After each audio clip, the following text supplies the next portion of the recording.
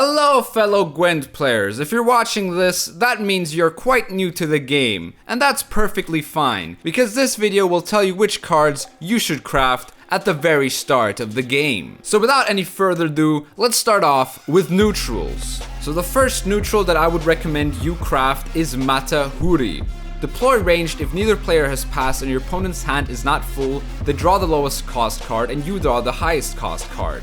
So basically this draws you the best card, while it draws the opponent some very bad 4 provision card. The only time you can't play this card is when both players have 10 cards in their hand, or after the opponent has passed. Otherwise you can play this whenever you want to get your best card. And I don't really need to further explain as to why this card is good, because a card that gives you your best card is always a very good card, basically. The next card is Royal Decree. Play a unit from your deck. Very simple ability, but also very powerful, since you won't always have the best cards in your hand. This is a lot like Mata, but this is a bit more variable, because this can play any card from your deck. So you don't even need to play your best card with this. You can play any card with this. That could also be a bronze card, and it could just be some random gold card that does something that you needed to do in a certain situation. So keeping this card in hand is always very good if you need different answers to different situations, and this card gives you that for sure. The next card is Karathi Heatwave. Banish a unit or an artifact. Very simple. This card can either remove a very tall card or it can get rid of an artifact. And the card that you banish with this will be completely deleted from the game. It won't be in the opponent's graveyard anymore. So if your deck doesn't have too many cards that deal damage or control certain cards, this card is very helpful against very powerful engines for sure. The next card is Triss Telekinesis. Deploy ranged, create and play a bronze special card from either player's starting deck.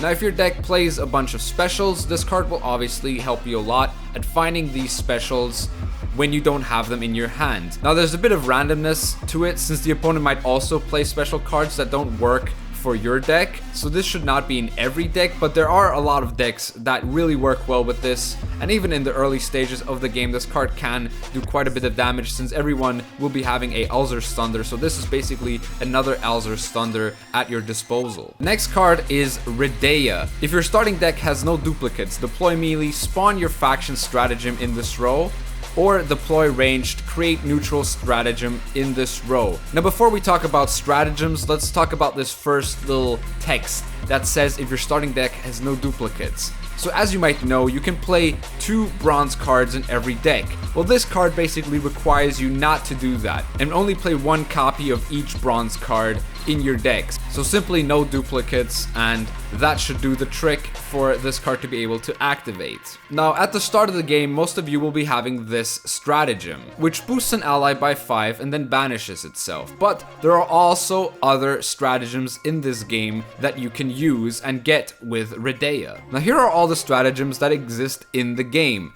And the faction stratagems, for example Engineering Solution, Mask of Urobos, Urn of Shadows, Unshade Saber, Collar, and Tiger's Eye will be the ones that you get if you play Redea in the front row. As for the neutrals that you get from Redea in the back row, I'd say out of these the best ones are either Tactical Advantage, Magic Lamp, which transforms into a 5-point Djinn, so it's simply 5 points and doesn't go too tall like Tactical Advantage does. And I would also say that the Crystal Skull is a pretty good choice when it comes to stratagems, since purifying an allied unit and boosting it by 3 could be very helpful if your opponent maybe locks a card. So purifying it will deactivate the lock and make the card active again, and also boosting it by 3, making it less susceptible to damage. And that is Redea. Redea can play for 13 points if you find either Lamp Djinn or Tactical Advantage. Plus, other factions really benefit from this faction stratagem that this card can give them as well. Now before I go into the faction specific cards, I have to talk about 3 card types that every faction has that you can craft, but they're all legendaries and you shouldn't really have them as your priority, but they're always good cards to be crafting. The first type of card would be the scenarios. As you can see, these are all artifacts with very high provision cost, and I think the simplest stratagem to explain this whole scenario thing would be the Skellige one Gedineth. So basically it says scenario progress whenever you play a druid. Prologue, spawn a Crow Clan Preacher in this row. Chapter 2, spawn and play Crow's Eye Rhizome. Chapter 2, spawn and play Mardrome. Now I will jump into a game against the AI with this and show you how this whole thing works. So here I am against the computer just to really quickly show you how these stratagems work. So as you see, I have this Gedineth in hand, and I will be playing it. So I play it and it spawns this Crow Clan Preacher. You do not need this card in your deck to be playing it. So the scenario says progress whenever you play a druid. So what druids do we have in our hand? I have this Ermion, who is a druid, and I have this Crow Clan Druid. But I want to play Ermion first here. So I play Ermion for this Freya's Blessing. Freya's Blessing doesn't do much here because I'm just going to show you guys how this works. So we play this, and as you saw, this basically spawned this Crow's Eye Rhizome, which spawns 2 crows in an allied row. If you control a druid, spawn 3 crows instead. And this card was basically played through this Gedineth. I played this Ermion for basically nothing, but I still got a lot of points out of it because of these crows. And we still have 1 timer on this Gedineth deck for the chapter 2, so that means we can play another druid, and this will give us a Mardrome. So we can now play this Mardrome, preferably on this Anchorite Longship, since that also has armor on it. So we're just gonna do that real quick. And yeah, now this Gedineth does not have a timer on it anymore, and we've basically finished the Gedineth scenario. We forced the AI to pass there as well, so that is how scenarios work. Now, unlike in the game that I played, you don't really want to play these scenarios in round 1. You want to play them in round 3 to set up your strategy with these scenarios. But before you go crafting these cards, I will have to say that you also have to craft additional cards, such as the Druids for the Gedineth, or Death Wish for Haunt, or some more Elves with the Feign Death, or Blind Eyes with Passiflora, or Aristocrats with Masquerade Ball, or just some Siege Engines with the Northern Realms Siege. So this shouldn't really be your first craft, but these cards are very powerful and definitely can win you a lot of games. And a lot of decks do play for the scenario strategy of just using the scenario to win them the game. The next card type that I want to talk about that is in every faction are Tutors. Now, Tutors can play certain special cards from your deck. Now, every faction has their unique sort of special cards with a certain tag that these tutors can play out. But just like scenarios, you will have to craft more cards that work with these tutors so that your tutors have more targets to play out of your deck and, you know, get the points out of that. Now, you don't want to play these tutors with just 2 of these special cards in your deck. You might want to play more than 3 or 4 so that these tutors don't just play for 2 points if you've already drawn all of these special cards by any chance. And the last card type that is spread across all the factions are defenders. Now, what does a defender do? Well, the thing with defenders is that they sort of protect your row, because if they are on a certain row, these are the only cards that the opponent can target. Say for example, you play a very powerful engine on a row with the defender, the opponent will have to deal with the defender first before being able to deal with the engine. And every faction has one of these defenders. Some are stronger than others, and certain decks like to play more for defenders than others, but I would say that defenders are very good no matter what, because they simply just protect engines. So if you want to play like engine decks for every faction, you can definitely craft these defenders and work with that. Yeah, now that these card types that are spread across the factions are out of the way, let's look at the faction-specific cards that you should have in your collection. But before I go into the faction-specific cards, I want to say that I will not be talking about cards that work with certain synergies or work with certain combos, but I just want to talk about the cards that will always get you good points or just be good in a lot of situations or pretty much every situation. Starting with monsters. So here we have natural selection, organic, so it can be tutored with the monsters tutor. Damage an enemy unit by 4, then spawn a drone in a random allied row for each point of excess damage dealt. So this card plays for 4 points, but it will very rarely play for less than that. The only time it doesn't is if you hit armor on the defender with this, or if you hit a shield with this. Otherwise, this card will always play for 4 points by itself. Being able to remove any engine with 4 or less power. And I say less because if the opponent plays a 3-point engine, you can still hit it with this and get the 4 points because it will spawn a drone on your side of the field for the excess damage dealt. So very good card, especially in early stages where people do tend to play some light little engines. The next card is Endrega Larva. Thrive, deploy, spawn a base copy of this unit and summon it to this row. Now this card is an absolute must-have. This is honestly the first card you should craft if you're playing monsters. And that's because of how Thrive works. Thrive basically boosts itself whenever you play a unit that has higher power than this card. So if you play this card and you play 5 cards afterwards that are higher power than this can play for 12 points, which is pretty insane for a bronze card. So I would definitely recommend you craft this card for sure. Parasite. Organic, damage an enemy unit by 6 or boost an allied unit by 6.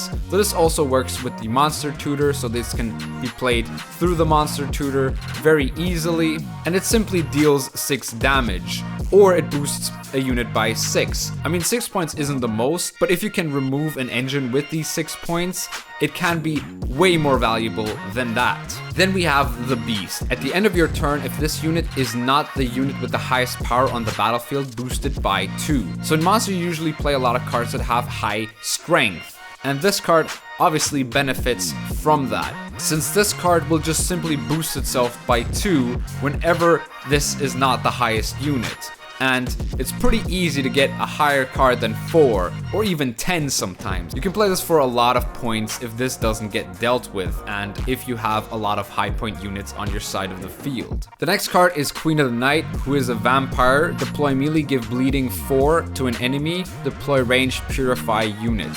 Now this can either play for a 9 or it can purify a unit, which plays around things like defenders or poison, which is actually very helpful in monsters since you do play a lot of high point units, as I mentioned earlier with the Beast, and the opponent might want to poison one of these high point units, so purifying that works really well with this card. And if you don't need to purify anything, you can just simply play this for 4 bleeding, and it will play for 9 points for 7 provisions. So very consistent card, and definitely one of the stronger purify cards in the game. Then we have Ada Striga. Deploy, damage an enemy unit by 2, dominance, damage it by 4. Now how does dominance work? Dominance basically means that you have the highest card on the battlefield. This also counts itself. Say for example the opponent plays a 4-point engine and you don't have your natural selection in hand or you don't have your parasite, you can just play this card. It will count itself as the dominant card and deal 4 damage to that 4-point engine. Against other factions than monster, it's going to be pretty easy to get dominance, but if you're playing against monsters, always be ready to fight for dominance. This card can play for those 2 extra points with the 4 damage. Now the next card is Glustywerp. Deploy,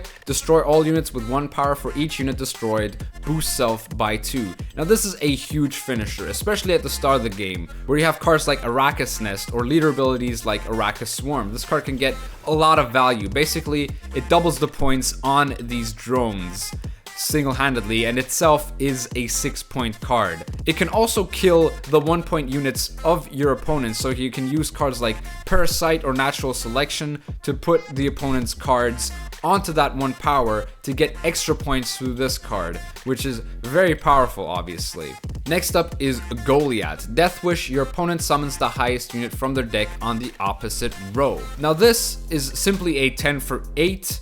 And the thing with this card is you have to be careful around Tall Punish, because if the opponent can manage to kill this card, his tallest unit in his deck will come out on the side of the board. But that can also work against the opponent, because sometimes the best card of the opponent is also the highest card. So if he kills that and gets out his best card, it might not be the greatest situation for the opponent as well. But in general, this is just a very big point card that triggers a lot of thrives, and this card can also be consumed by Osril if it is in your graveyard, and that makes your Osril 1 point better than it would be with the old Spear Tip. The next card I want to talk about is Naglfar. Look at 2 random gold cards from your deck, then play 1 and place the other on top. So this is basically like a royal decree, but it has an upside if you play it in earlier rounds, since it does also put a gold card on top of your deck. Now there is a bit of a randomness to it, but realistically playing gold cards can never be that bad now, can it? So yeah, very good card, thins your deck, puts a gold on top of your deck, it really has no downsides. And the last monster card that I recommend you definitely craft is Wyvern. Deploy, gain armor equal to the number of cards in your hand. If this unit has no armor, destroy self. So basically, if the opponent removes the armor from this card, the card dies. So you have to play this rather early on so it can gain up to 8 or 9 armor if you have these amount of cards in your hand. But even if this card dies, it gives you a very big card in your graveyard for your Osril to eat for 14 points.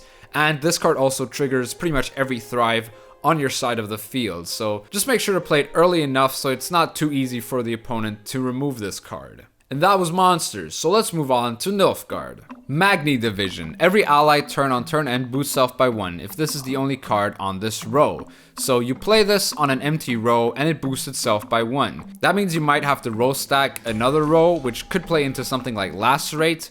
But if you get 1 point per turn for this card, that can also be very powerful. Now there's obviously a little bit of thinking when playing this card, since you have to play this on a row where you know that you won't play other cards that might be row restricted in Nilfgaard. But other than that, the card is just a simple proactive play for Nilfgaard to play and just, you know, get passive points if the opponent can't deal with it. Next up is Tourney Joust. Remove an enemy unit's shield and damage it by 4, or give an allied unit a shield and boost it by 4. So this is a very variable card, and it's a really good card at that, because you can either damage an opponent's unit by 4, or you can boost your own units by 4, maybe keeping like an engine alive. Also, this being a tactic, it works with the Nilfgaard Tutor, who does play the tactics, Menno Cohern. And yeah, this is just a very nice little removal tool that Nilfgaard has in its repertoire. They have a lot more removal tools with locks, but you would always rather just kill a unit rather than just have it locked and the opponent still being able to purify it. The next card is this Art Fean Crossbowman. Deploy, damage an enemy unit by 2, barricade, damage a random enemy unit by 1 whenever you play a soldier. Now what does barricade mean? Now barricade basically means that this ability will only work if the card has armor. So the opponent will have to remove the armor to sort of disrupt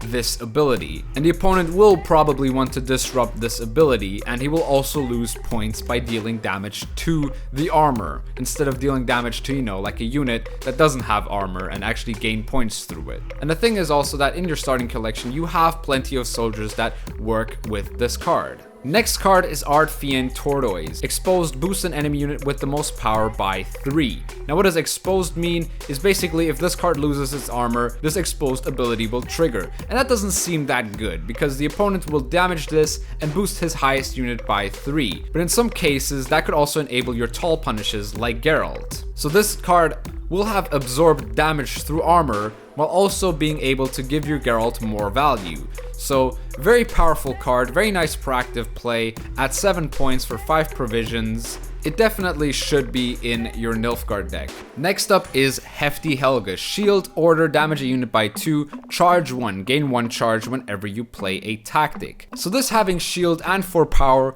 is pretty powerful, since the opponent will most likely have to lock this card, but if he's unable to do so, you can get a lot of removal points through this card, since you're also going to be playing some tactics in your Nilfgaard decks, that's for sure. The next card is War Council, which looks at the first 3 cards on top of your deck and then plays one of them. So this is also a thinning tool, which gives you information as to which cards you will be drawing in the next round. Also being a tactic, it works with Hefty Helga, because you could play this into another tactic and give the Helga another charge to deal 2 damage. So this is very powerful, as it just gives you a bit of consistency in your deck, and it can be played with your Nilfgaard Tutor Menno for even more thinning. So yeah, definitely a card that you want in your Nilfgaard deck, just, you know, to have that consistency and to have that information to know what you will be drawing in the next round.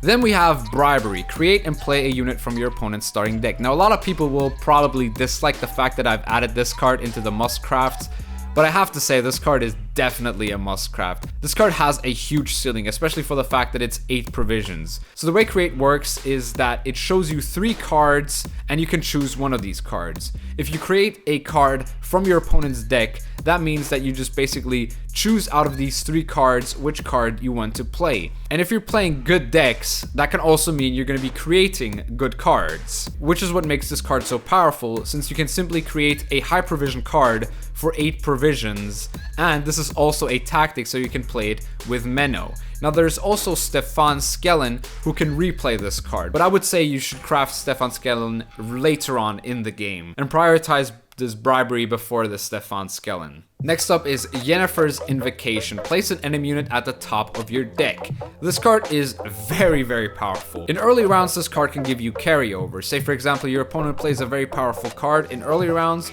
you can play this card on that powerful card and get it into your deck, and then you play it in the next rounds. Also, this can be quite a nice little tall punish in round 3 if you won't be drawing any more cards. Also, this can target defenders, so what you do is you take away the opponent's defender and give yourself a additional defender if you already run defender, which is just incredibly powerful, and this card just should be in pretty much every Nilfgaard deck, I would say. Then we have Ramon. Spawn and play a base copy of a bronze soldier in your hand and give it 2 armor.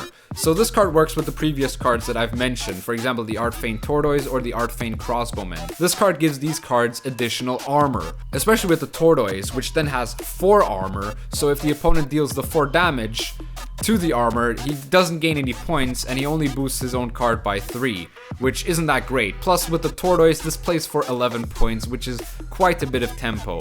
And if you play for Crossbowmen, that means you also have a second Crossbowman, which means you could just play for 2 Crossbowmen in the round and getting 2 points whenever you play a soldier. And I would say this card is definitely one of the most important cards in Nilfgaard right now. Definitely go and craft it if you can, because it's just very powerful. And the last card that I would suggest you craft in Nilfgaard is Damien de la Tour. Order refresh your leader's ability. If it's disabled, enable it instead. Now this card, obviously, if the opponent has a Thunder, it doesn't really play for much, but there's things like Defender. Also, you can use the leader ability Imperial Formation to just keep this card alive and then just reuse this Imperial Formation leader ability with this card, playing for 13 points for 11 provisions. But it's not as easy to play as the previous cards that I've showed you, but I still would say that this card is a pretty important craft in Nilfgaard. That was Nilfgaard. Let's look at Northern Realms. So the first card I would suggest you craft in Northern Realms is this Radovid's Royal Guard. Formation, order, boost an allied unit by 2, inspired, give it 2 armor. So formation basically means that if you play it on the front row, you can immediately trigger this ability, and if you play it on the back row, this card boosts itself by 1, putting it at 4 power, making it harder to remove. And it also gets the inspired, which means that the card has to be boosted for the inspired ability to go off. So if this stays alive and you can play an engine afterwards, you can give that engine 2 boosts and 2 armor, making it even harder for the opponent to remove. Next up is Cintrian Enchantress. Deploy ranged, give an allied unit vitality for 2 turns. Bonnet, give it vitality for 4 turns instead. So if you play this card, you get 6 points out of it. But if you also have a second one in your hand, you can give another card 4 vitality, making it an 8-point card. For the 6 points you get alone, it's very consistent. You don't really mind drawing this card. You obviously want to mulligan 4 provision cards, but if you find this card, it's not too bad, since it also works with your engines to keep them alive, or try and keep them alive, or work with certain cards that also work with boost. Next up we have this Adernian Mauler. Order melee, damage an enemy unit by 2. This, just like Radovid's Royal Guard, is a very good proactive play. It can set up damage pretty easily, so if the opponent wants to play an engine, he might have to delay a turn and try and remove this card. It just plays for 6 if it stays alive, so a 6 for 4 is always good. Plus removal value is always something you strive to get against certain decks. Next card is Carabalista. Deploy, crew, gain 2 armor, order range, damage an enemy unit by 2. Now what does crew mean? Crew means that if you play this adjacent to 2 soldiers, this will gain 2 armor. But you don't really need that. You can just play this for 5 and then use this just like Mauler for 2 damage. So this is basically like a bigger mauler that the opponent might want to remove if he doesn't want you to get those 2 extra points, making this a 7-4-5. And yeah, it's a nice little proactive play that you can just always do. Next up is Vincent Mai's Zeal. Order melee, set the power of a non-boosted enemy unit to 1. Against something like an Elder Barrel, this already plays for 7, so 7 for 6 is never that bad. Plus it can sort of put an engine down to just 1 power, which the opponent might not want. Also, you will be seeing quite a few 7-point units like the earlier mentioned Artfane Tortoise. So this plays for 8 on that, which is very good for just 6 provisions. It's pretty simple since you can just immediately trigger this with the seal and just immediately play the effect on it. Then we have Sheila de Transerville. Deploy damage an enemy unit by 2, order damage an enemy unit by 2. This works really well with damage.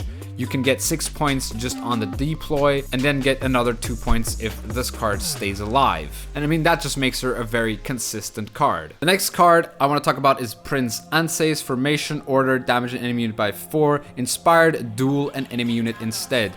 So once again, with the formation and inspired, so basically if you play this back row, you have to wait a turn for this order ability to trigger. But if you play front row, the order ability will obviously immediately go off and you can damage an enemy unit by 4. So this is very variable. It can either be 8 damage or it can be a 5 that duels a card. How duel works is basically that he attacks the card, and if the card didn't die, the card will attack him back with the power that it still has. And it basically goes on until one of the cards dies. So at 5 power, the max amount of points that this can kill is 8. But you obviously have other options to boost the card up and even duel higher cards, so that's always an option. But even just using this for the 4 damage that it gets on the front row is fine enough. Then we have the Bloody Baron Formation. Order reset a unit inspired. If it was boosted, give it bleeding for a duration equal to the amount of boost it lost. So if a unit is boosted by a certain amount, it can reset that unit. And if you know that the opponent can't deal 7 damage, because this will boost itself to 7, if it is played on the back row for the inspired, you can also give the card bleeding for a certain amount of time. But usually you can just play this front row and just reset a unit with a 6-point body attached to it, which is incredibly powerful already. So very powerful card and should definitely be in your Northern Realms deck. Next card is Falibor. Deploy damage an enemy unit by 3. Death Blow, repeat the deploy ability and decrease the damage by 1. So you shoot a 3-point unit. If you kill that unit, you can deal 2 damage again. And if you manage to kill a 2-point unit, you can deal 1 damage again. So at maximum, it plays for 13 for 11 provisions. And if you aren't able to kill a 3-point unit, it still just plays for 10, which is pretty good for 11 provisions. But with the damage setup cards that I've mentioned earlier, it is actually very easy to line this card up and get the 13 power play value out of this card. If you can, definitely do craft this card. This is one of the most powerful cards in Northern Realms right now. Definitely worth a craft since it's just a good finisher or just a very good power play, and doesn't really require much setup to get good value. And the last card is Philippa Blind Fury. Deploy damage an enemy unit by 4, then damage a random enemy unit by 3, 2, and 1. So it plays for 11 points at max. For 12 provisions, seems kind of dodgy, but the removal potential on this card is definitely worth it. Since you do target the first card you deal 4 damage to, so if the opponent plays like a 4-point engine, you can just cap that off and get an additional 6 points of removal and hopefully like try and hit another engine if the opponent might have it. And that's just really powerful since control is basically the name of these Northern Realms cards that I have listed right now. And yeah, this is definitely one of the most powerful control cards in the game. And that was Northern Realms, so let's move on to some Scoia'tael. First card would be Dolblathana Bowman. Pretty uncomfortable card art to look at, but deploy damage an enemy unit by 1 for each row that separates it from this unit. So if you play this on the back row, and you target a unit on the opponent's back row, this can play for 6 points. And for 4 provisions, that's pretty useful. It's also an elf, so if you're playing for elf synergy, that also works perfectly fine. And I mean, the 6 for 6 is always good value. I mean, it's a bit conditional, but in Scoia'tael, you do have cards that can move cards. And with Lacerate being in every deck at the start of the game, I think people will sort of separate the roles and play things both in the front and the back row. So this card will very likely get you that 6-point potential that it should get. Next up is Mahakam Marauder, a dwarf. Deploy, gain vitality for 2 turns. Bonded, gain vitality for 4 turns. So this is very similar to the Cintrian Enchantress that I've mentioned in Northern Realms, but this time it boosts itself by 2, and if you have a second one, the other one plays for 8 again. So just like playing this as your first card, it already plays for 6 for 4, unless the opponent obviously can remove it. But why would he remove just a 5-point unit to save 1 point? I don't think that's really that great, so usually just plays for 6. Plus, if you draw the other one plays for 8, which basically plays for 14 points for 8 provisions, which is pretty damn decent if you ask me. Then we have Half-Elf Hunter. Harmony, deploy, spawn an Elven Deadeye into this row. So this card basically plays a 3 and then plays another 3, so it's 6 for 6 provisions. Plus it also has the Harmony tag. Harmony tag basically means if you play any other race other than Elf, this will boost itself by 1. Say for example you play this first and then you play the Mahakam Marauder, you will get 1 extra point because you play a different race from the Elf. So this already plays for 7 for 6 provisions, which is just very powerful, honestly. And this card really doesn't have any downsides because it can be an engine, or it can just be a 6 for 6, or it can just create a bunch of elves on your side of the field, which works with certain cards that have elf synergy. Next up is Muirlega. Deploy, damage an enemy unit by 3. If you control Etriel, also damage adjacent units by 3. Now let's look at Etriel. Etriel, deploy, damage an enemy unit by 3. If you control Muirlega, damage it by 7 instead. So you can either play this first, and if it stays alive, the Etriel will deal 7 damage, or you will play this first, and the Muirlega will deal 3 damage to 3 adjacent units, meaning it will play for 9 points. This also being a beast means that it will very likely also trigger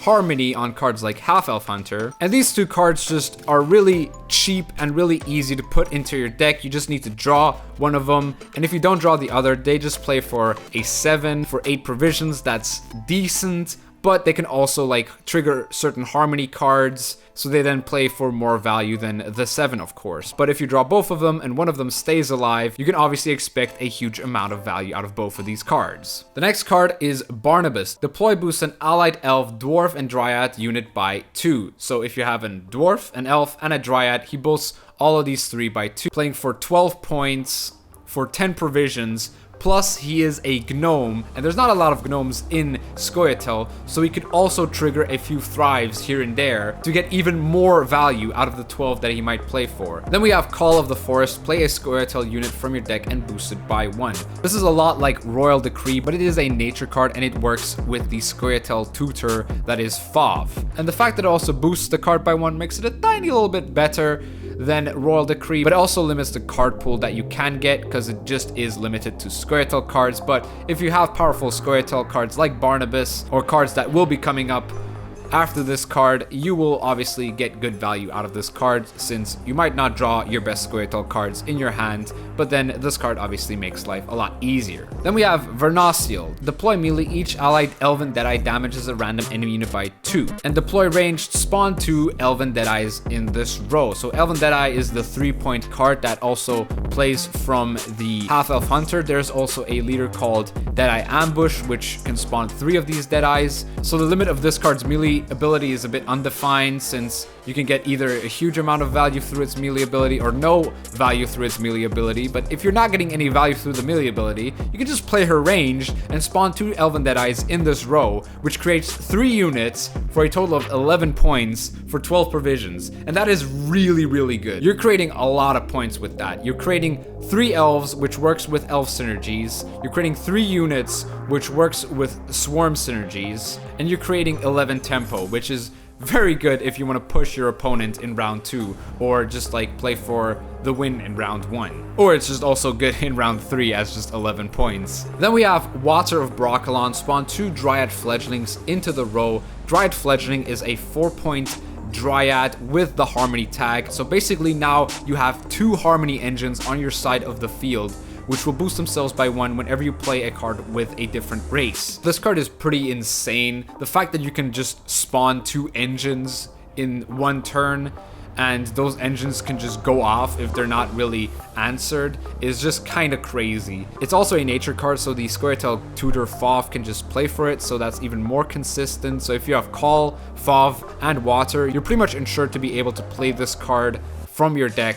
And the last card in Scoia'tael that you should most definitely craft. This is probably the first card that you should craft in Scoia'tael if you have enough scraps to craft a legendary. It's the Great Oak. Deploy damage an enemy unit by the number of cards to the left of Great Oak, and then boost self by the number of cards to the right of Great Oak. So this card has a limit of 15 points, but it's a treant, so it very likely triggers a lot of Harmony if you do have Harmony on your side of the field. It can also deal up to 8 damage, which is pretty crazy, honestly. So killing engines won't be very hard, especially if he's playing for like a late round engine, like something like a Damien in Nilfgaard, because you're also gonna have a very easy time spawning units with things like Watts of Broccolon and the aforementioned Vernaciel. And yeah, this card just benefits from the entire faction, and it just benefits from you row stacking, which might run into Lacerate, but then you have the Great Oak to just play, you know, crazy amounts of power in 1 turn. And yeah, that's Great Oak. Do craft this card if you can, because it has to be in your deck.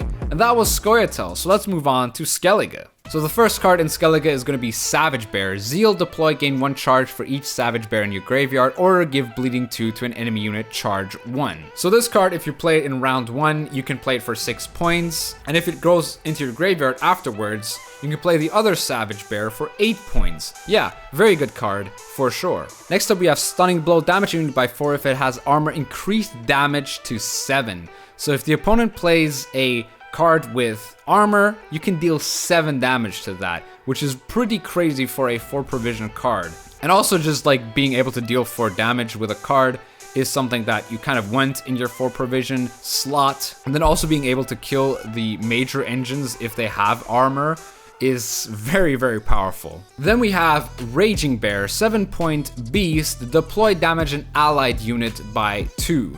So you basically have to deal damage to your own units, but if you don't have any units on your side of the field, this just plays for a 7. For 5 provisions, that's pretty good. And that's really all there is with this card. I mean, it's a 7 for 5 if you play it as your first card. And yeah, that's just good, honestly. So yeah, Bear. Then we have Giga Scorpion Decoction, damage a unit by 1 6 times. Now this card is an alchemy card, so it works with the Skellige tutor Ermion, and it can be very useful removal. Dealing 6 damage should kill a lot of these good engines. It also could work with something like a Greatsword or like a Dagger 2-blade if you also have those in your deck, but that should come maybe at a later time. So yeah, Giga Scorpion Decoction, very good removal.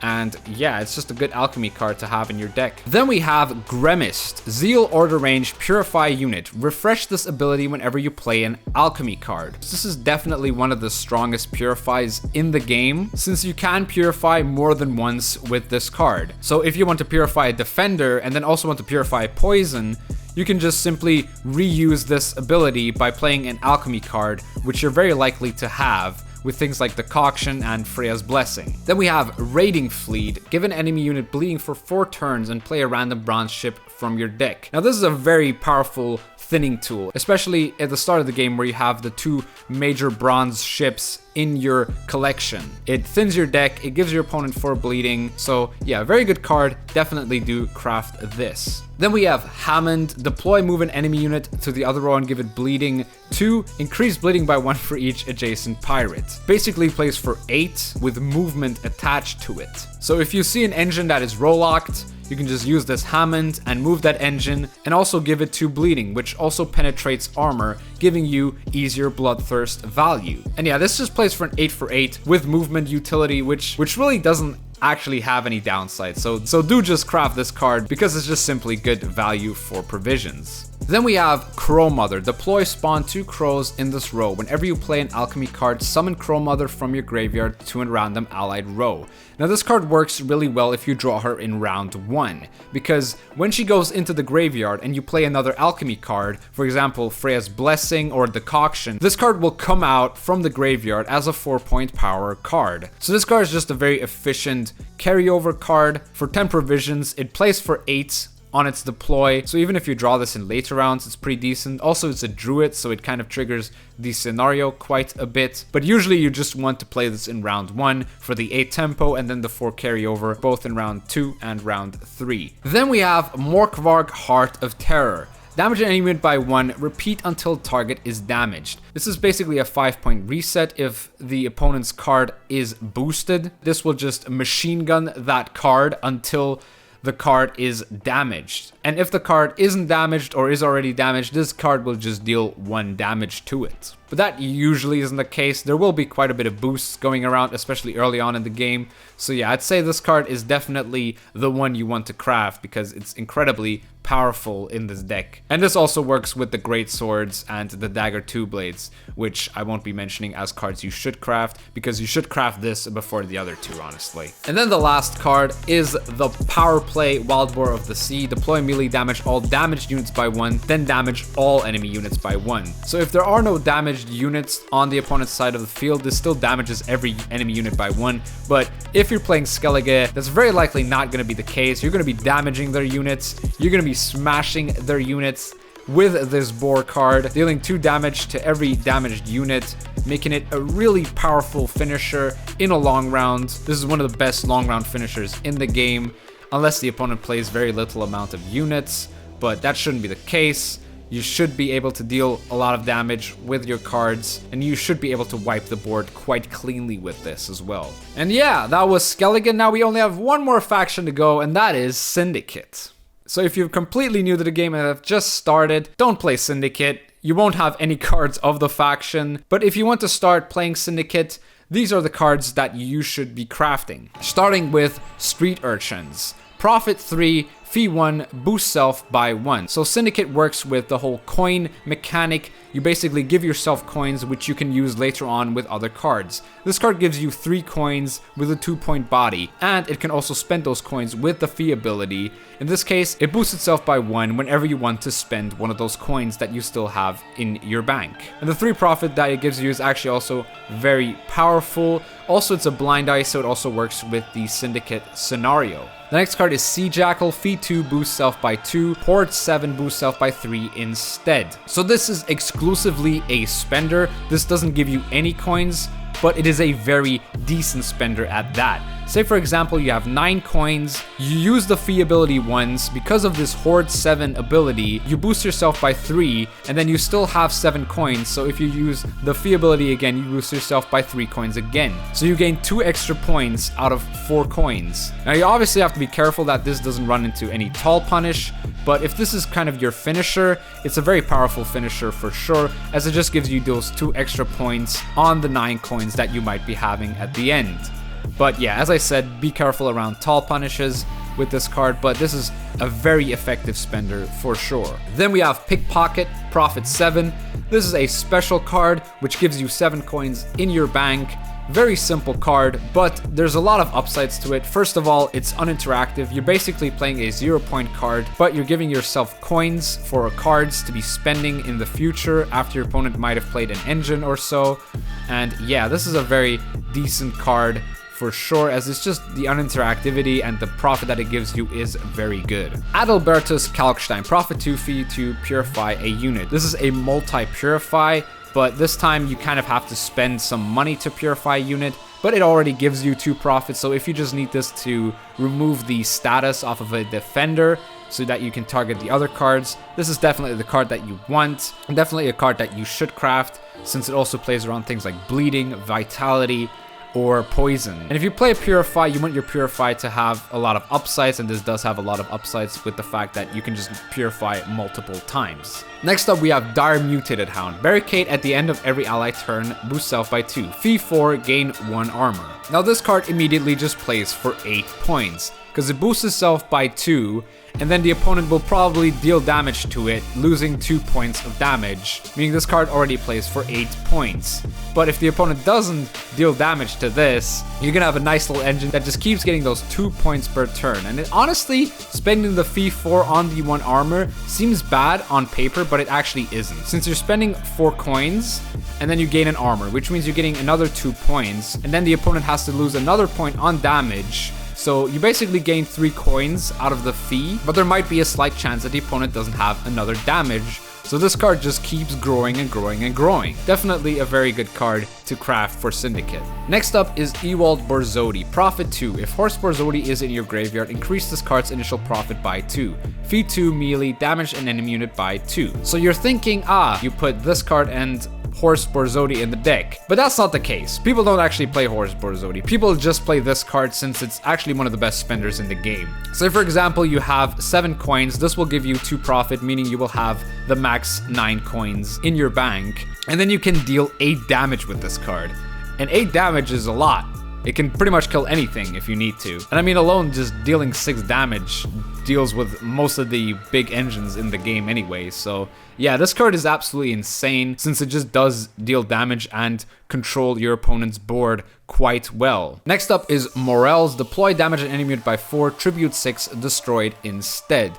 So this just plays for 8 if you're not going to use the tribute. And if you're going to use the tribute, you want to use it on something that's higher than a 10, because if it's higher than a 10, you're basically gaining a lot of extra value off of the coins that you've spent. With the tribute, it can also answer defenders, which is very powerful, and just dealing for damage for 8 points is also sometimes more than enough than you need. And here we have Savola, Profit 2, Tribute 9, spawn a Savola's Frightener in this row. Savola's Frightener being the 11-point card with 6 armor, which is a really powerful construct since the 6 armor does absorb a lot of random damage at times. And with the Tribute, you do gain 2 additional points with this, but there's a certain card that really works well with this card, and that card is Madame Louisa. Intimidate, deploy your next Tribute, this round is free. Let's talk about Intimidate first. Intimidate basically means if you play a crime card, which is Syndicate's unique special card, this card basically boosts itself by 1. But what you really want is the deploy of the next tribute, this round being free.